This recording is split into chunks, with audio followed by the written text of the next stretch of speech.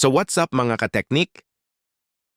May tanggap tayo ngayon unit charging issue, sabi ni Tomer. Nawawala-wala daw yung charging pag nagagalaw. Napagawa na daw niya tong charging pin sa Quiapo last month, pero di daw nagtagal at nagloloko ulit. Sa makikita nyo sa video, ay meron pa itong kulay red na glue kung tawagin UV paste. Kaya nang makita niya ang videos ko, agad niyang dinala ang unit para ipagawa ulit. Okay, let's go.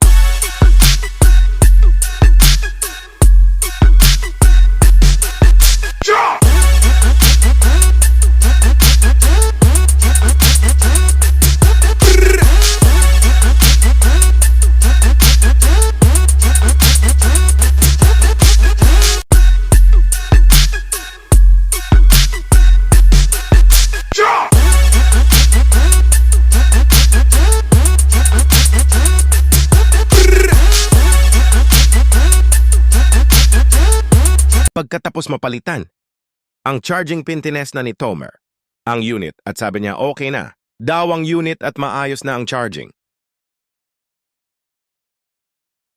Sa tingin niyo bago yung kinabit ni Kateknik?